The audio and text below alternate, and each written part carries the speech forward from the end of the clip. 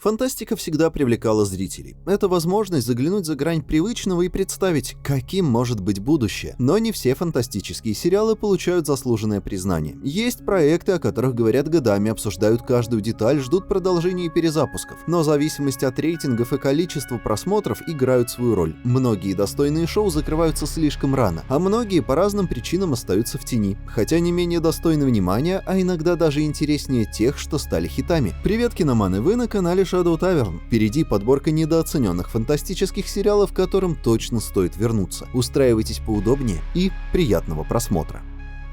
«Конец детства» — мини-сериал из 3 эпизодов, основанный на одноименном романе Артура Кларка. Возможно, ему не удается полностью раскрыть глубину книги, но он все же предлагает самостоятельную и увлекательную историю. Сюжет начинается с прибытия таинственных инопланетных существ, возглавляемых загадочным правителем. Под их руководством Земля вступает в эпоху процветания, но цена оказывается выше, чем кто-либо мог ожидать. И когда инопланетный лидер раскрывает свою сущность, это становится отправной точкой необратимых событий, ведущих к глобальной катастрофе. Здесь точно стоит отметить каст. Чарльз Дэнс, исполнивший роль повелителя, придает персонажу одновременно величественность и скрытую печаль, а его присутствие на экране невероятно хорошо усиливает мрачную атмосферу истории. Однако настоящим эмоциональным центром сериала становится герой Майка Фогеля, первый человек, вступивший в контакт с пришельцами. Его судьба переплетена с чередой драматических испытаний, которые подчеркивают неизбежность человеческой трагедии. Книга Кларка погружает читателя в философские размышления более тонко и глубоко, но и экранизация передает дух достаточно точно. Даже если вы знакомы с оригиналом, сериал стоит того, чтобы хотя бы раз его посмотреть. «Двойник», или, как вариант адаптации названия, «По ту сторону». Сюжет шпионского триллера с элементами научной фантастики разворачивается сразу в 2 мирах. Сюжет строится вокруг параллельных земель, которые когда-то сосуществовали мирно, но теперь находятся в состоянии скрытой холодной войны. Одна из них обвиняет другую в распространении смертоносной пандемии, и напряжение между мирами растет. Главный герой работает в бюро, занимающемся обменом, на первый взгляд, бессмысленными сообщениями. Он не подозревает, насколько велика его настоящая роль, пока не узнает правду. В другом мире существует его альтер-эго, гораздо более жесткий и опытный агент разведки. Ключевая тема сериала — двойственность человека. Контраст между разными версиями одних и тех же личностей в 2 реальностях создает драматизм, а наблюдать за тем, как один и тот же человек может стать абсолютно разным в зависимости от обстоятельств, по-настоящему увлекательно. Критики высоко оценили «Двойника», и оба его сезона получили 100% рейтинга на Rotten Tomatoes. Но даже такой успех не уберег сериал от закрытия. Он пополнил печальный список отмененных фантастических шоу, которые явно заслуживали большего. «Царство падальщиков». Чтобы вы сразу понимали, насколько он необычен, это почти никому неизвестный фантастический сериал с рейтингом 100% на томатах. Научная фантастика в анимации для взрослых — редкость сама по себе, а «Царство падальщиков» выделяется еще и своим необычным визуальным стилем и атмосферой. История начинается с катастрофы. После крушения межзвездного корабля группа выживших оказывается на неизвестной планете, полной странных и опасных форм жизни. Их цель — найти останки судна и попытаться связаться с цивилизацией, но выживание в этом мире превращается в серьезные испытания. Главная сила «Царства падальщиков» — его глубокая атмосферная анимация и неспешное, почти философское исследование человеческой природы. Визуальный стиль напоминает старую научную фантастику, где красота и опасность инопланетных миров идут рука об руку. Несмотря на высокий уровень исполнения, сериал не получил широкого признания, и, повторюсь, о нем почти никто не слышал, и был отменен после 1-го сезона. Однако у поклонников все еще есть надежда, что Netflix возьмет его под свое крыло, разговоры об этом уже ходили. Если это действительно случится, «Царство падальщиков» может получить продолжение и бюджет, которых заслуживает. «Лекс». Этот сериал трудно сравнить с чем-то еще. «Лекс» — это эксцентричная смесь космической оперы, черного юмора и взрослой комедии. Его персонажи — самые неожиданные спутники, которых можно вообразить. От незадачливого охранника до живой головы в банке или робота с необычными наклонностями, а сам Лекс — это гигантский биомеханический корабль, путешествующий по галактике и попадающий в самые безумные передряги. 1-й сезон состоит из 4 полнометражных фильмов, которые задают тон. Хаотичный, дерзкий, непредсказуемый. В последующих сезонах сериал становится более серьезным, но теряет часть своей первичной сумасшедшей энергии. В какой-то момент в историю даже добавляют магию, что странно смотрится на фоне изначально чисто технологической фантастики. И все же «Лекс» заслуженно приобрел культовый статус. Это сериал, который не боится быть странным. Он наполнен мрачным сарказмом, абсурдными ситуациями и откровенными намеками, но за всем этим скрывается огромная креативность. Особенно хороши 1-е сезоны. Безумные, провокационные и, несмотря ни на что, невероятно увлекательные. «Грань».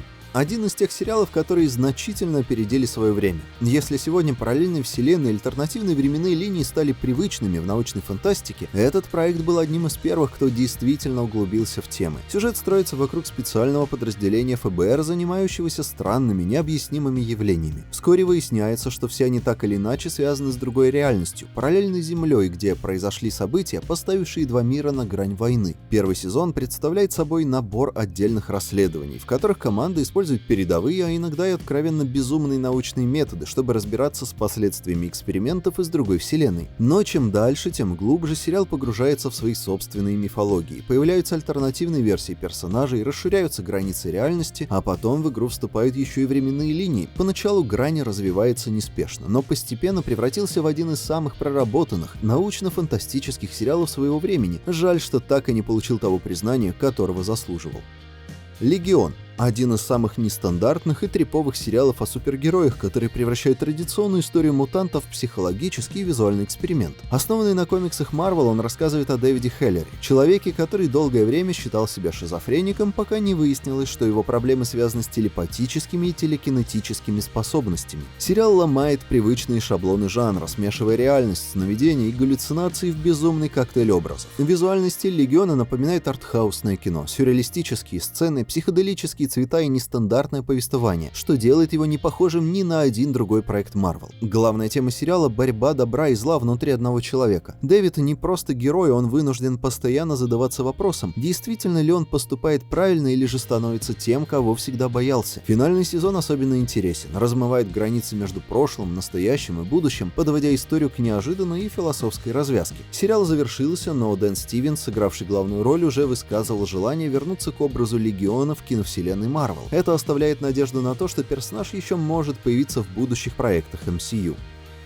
Killjoys — космический боевик, который умело сочетает приключения, напряженные погони и яркую химию между персонажами. В центре сюжета трое охотников за головами, работающих в системе из 4 планет под управлением нейтральной организации. Они выполняют опасные задания, арестовывают преступников и стараются держаться подальше от политики. Однако сохранить нейтралитет оказывается сложнее, чем кажется, особенно когда над системой нависает угроза войны. Одним из главных достоинств Killjoys является актерский состав. Ханна Джон Кеймен, Аарон Эшмор и Люк Макфарлейн. Как же они хороши. Их игра делает сериал особенно захватывающим, будь то напряженные моменты, когда приходится принимать непростые решения, или легкие сцены с фирменным юмором. Killjoys нередко сравнивается с Светлячком, но у него свой уникальный стиль и динамика. Он балансирует между зрелищным боевиком и личными историями героев, а его мир проработан достаточно глубоко, чтобы заинтересовать любителей космических приключений. Farscape — на краю вселенной. Один из тех культовых фантастических сериалов, которые остаются недооцененными, несмотря на преданную фанатскую базу. В отличие от более популярных шоу того времени, Farscape выделяется необычным визуальным стилем и практическими эффектами, которые даже сегодня выглядят отлично. Живой космический корабль, аниматронные персонажи и проработанный дизайн инопланетян придают сериалу особую атмосферу, сравнимую с лучшими образцами классической фантастики. Сюжет сконцентрирован на команде беглецов, оказавшихся на живом корабле, и их борьбы с коррумпированной военной организацией миротворцев. В начале Farscape следует классической формуле эпизодического повествования, но по мере развития сериала появляются более масштабные сюжетные линии. Хотя сериал был неожиданно отменен, фанаты получили небольшое завершение в виде мини-сериала «На краю вселенной. Битва за мир». Тем не менее, финал основного сериала остается одним из самых запоминающихся и самых нераскрытых клиффхенгеров в истории фантастики. Путешественники. Уникальный взгляд на тему перемещения во времени, в котором путешественники из далекого будущего отправляют свое сознание в тела людей из настоящего. Их цель — предотвратить катастрофическое будущее, следуя заранее определенным инструкциям. Однако личные связи и моральные дилеммы усложняют миссию. Сценарий тщательно продуман, каждое действие персонажа имеет долгосрочные последствия, а раскрытие деталей будущего происходит постепенно. Отличительной чертой путешественников является то, что, несмотря на свою концепцию, сериал остается приземленным и сфокусированным на характерах героев. Его закрыли после 3-го сезона, но в отличие от многих пунктов выпуска, сериал получил логичный и завершенный финал. Очень редкий пример.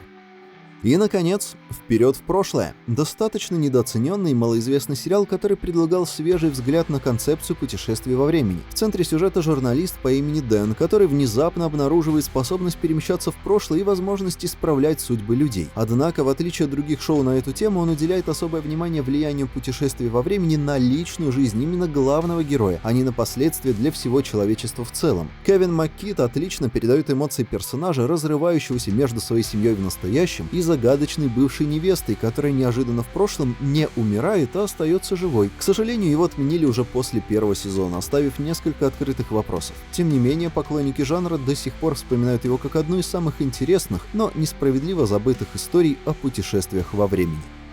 И на этом у меня сегодня все. Спасибо за просмотр. Не стесняйтесь делиться ссылкой на выпуск со своими друзьями и подписываться на канал, а в закрепленном комменте найдете ссылки на мои соцсети, буду вас ждать. И до встречи в следующем видео. Пока.